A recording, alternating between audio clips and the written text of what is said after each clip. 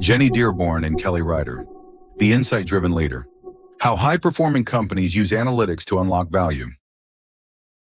Most leaders today are surrounded by more data than they know what to do with. Metrics on operations, sales, customers, and employees flood in from every direction. But having data isn't the same as understanding it. And far too often, the numbers collected about people end up being ignored, misused, or left disconnected from actual business decisions. Meanwhile, expectations keep rising. The speed of change, the pressure to perform, and the complexity of today's workforce, from full-time employees to contractors and AI tools, demand sharper insight into how work really gets done. That's where workforce analytics comes in. At its core, this is the practice of combining data about your people, like skills, performance, engagement, and movement, with business data to understand what's happening inside your organization and why. Done well, it helps leaders spot patterns, anticipate challenges, and pinpoint what drives results, so decisions are grounded in evidence rather than assumptions. With the rise of AI and advanced analytics, these insights are now easier to generate and more actionable than ever. But turning that potential into impact is a challenge. In this blink, you'll learn how better questions, stronger systems, and a culture that supports evidence-based decisions can turn workforce analytics into a powerful driver of business performance. You'll also see what it takes for HR to operate as a true strategic partner, and why executive alignment is key to making that role lasting and effective. It all starts with changing what you actually measure. Change what you measure to change how you lead. Most organizations still rely on workforce data that's easy to collect but hard to act on. Numbers like turnover rates, training completions, or time to fill open roles are common, but they don't tell you what's working or where to focus next. And unlike finance or operations, HR is rarely pushed to explain the meaning behind the metrics. That's a missed opportunity, because when you shift your focus from reporting numbers to understanding what they actually mean, you open the door to smarter, faster decisions across the business. The key is to stop looking only at what happened and start asking why it happened and what to do about it. Activity data, like how many people took a course, has its place, but it won't help you assess performance, impact, or business outcomes. If you want to improve something, you have to measure the effect, not just the effort. In a call center, for example, tracking the number of agents who got mentors tells you very little, but comparing customer satisfaction and retention rates among those agents gives you a clear view of what actually made a difference. The same principle applies across learning, hiring, and performance. Learner satisfaction scores, often based on factors like room temperature or catering, don't predict behavior change or results. Similarly, prioritizing speed in hiring can lead to poor fits, especially in leadership roles. If you want better hiring decisions, look at whether new employees reach full productivity, stay with the company, and perform well in the long run. One real-world example shows what's possible. Experian was facing rising attrition and growing costs. Their people analytics team built a predictive model that assigned a risk score to employees most likely to leave based on up to 200 data points per person. Armed with this information, HR and leadership took action, and their targeted retention efforts helped cut global attrition by 4%, saving over $14 million. Just as importantly, HR earned more influence in the business and began advising other companies on what they'd built. This kind of result comes from combining workforce data with business data, looking at patterns and expecting thoughtful analysis from your HR partners. If you want better answers, start asking better questions. That shift in mindset lays the groundwork for what comes next, building the analytics capabilities to make it all work. Build the system before you use the data. You can't expect real value from workforce analytics if the systems behind it are fragmented, underpowered, or ignored. Sure, the organizations getting real traction are asking better questions, but they're also investing in the people, platforms, and partnerships needed to answer them. That includes everything from cleaning up messy data to building trust in what it says, and creating cross-functional teams that can actually work together. If you want to move from isolated reports to decision-ready insights, you need to build the capability first. The challenge starts with the data itself. HR information is scattered across systems, often inconsistent, and locked behind tight legal and ethical restrictions. Job titles, performance scores, and demographic categories can vary wildly between departments and countries. Even when the data exists, privacy concerns and outdated tech make access slow or incomplete. And because HR data has historically been treated as a reporting obligation, it's rarely earned the same credibility as financials or operational metrics. One common barrier is poor integration between HR and the rest of the business. Workforce data needs to connect with finance, IT, sales, and beyond to be useful, but only a fraction of organizations do this well. Enabling analytics requires cross-functional collaboration, shared priorities, and leadership that sets expectations for coordination. In one case, a software company used integrated HR and sales data to fix a costly ramp-up problem for new reps. With the right people around the table, they spotted gaps in onboarding, adjusted training and manager assignments, and cut ramp time in half. That translated directly into faster revenue and higher retention. You also need the right tools. Some companies build custom platforms, others buy specialized software, and some extend what they already have. There's no single model that works for everyone, but you do need to pick one and commit.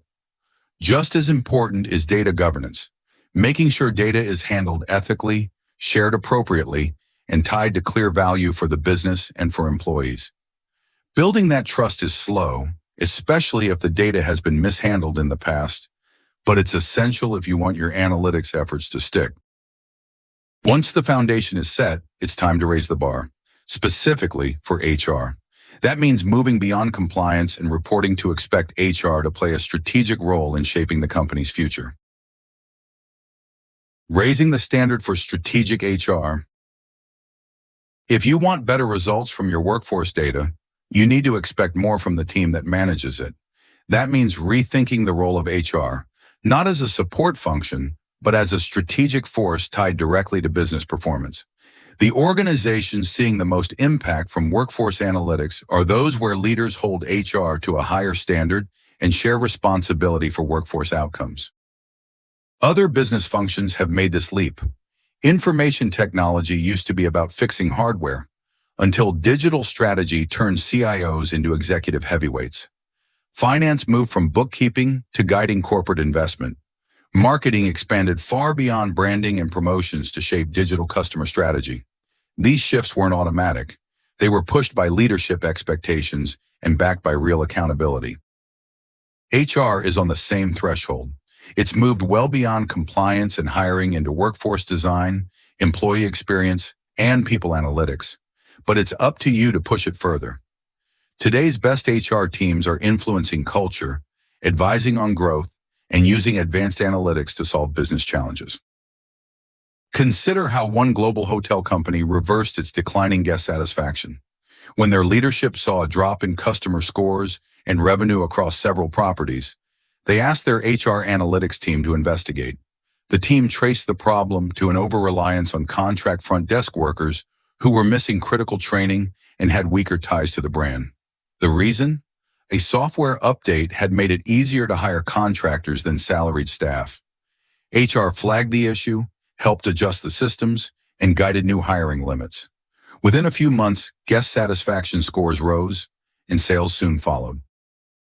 Stories like this show what happens when HR is trusted to solve problems, not just execute tasks, but they also highlight the risk of ignoring HR's input, something other companies in the same industry learned the hard way. Real strategic HR depends on leaders giving it the seat and scope to make a difference. And that's only half the equation. You also need to hold yourself and your teams accountable for workforce results. Attrition, engagement, hiring efficiency. These numbers are all tied to business performance and should be tracked just like revenue or margins. When everyone owns people outcomes, HR becomes a better partner and the business gets smarter, faster, and more resilient. Next, you'll see how to embed this thinking into your broader organization by building a culture that acts on insight, Building a culture that makes data work. To truly compete in today's business environment, organizations need a culture that expects and supports evidence-based decisions across every level. Becoming an insight-driven company means shifting from isolated pockets of data expertise to a mindset where using data to solve problems is standard operating procedure. So where does that change start? With people. Leadership sets the tone. Data shouldn't just track performance. It should be leveraged to shape the business strategy.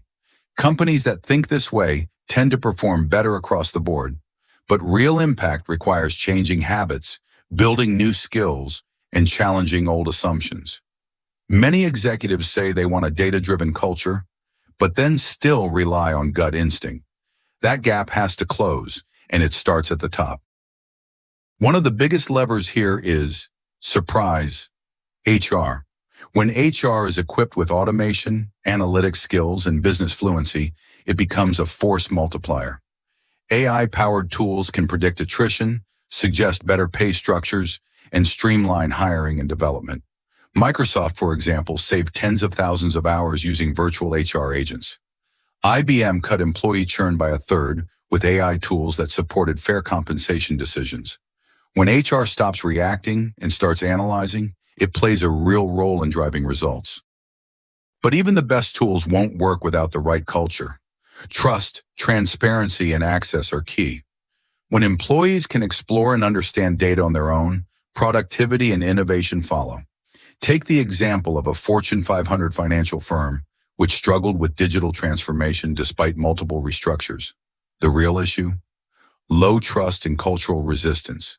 Once leaders address this, through leadership training, executive alignment, and a 6-month program with 900-plus managers, trust scores jumped 12%, and the company saw its best financial performance in years.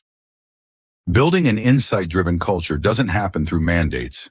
It's reinforced through daily decisions, incentives, and support. That includes training, visibility into data, and recognizing people who lead with evidence. It's not always fast, but done well, it reshapes how a company operates.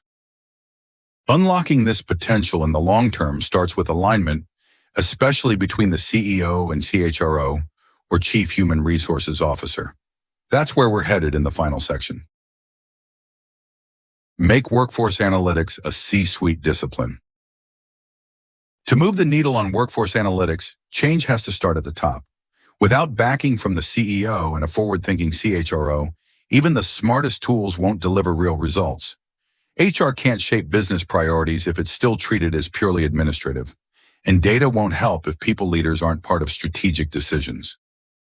That's where the CHRO comes in, the executive responsible for aligning talent with business strategy.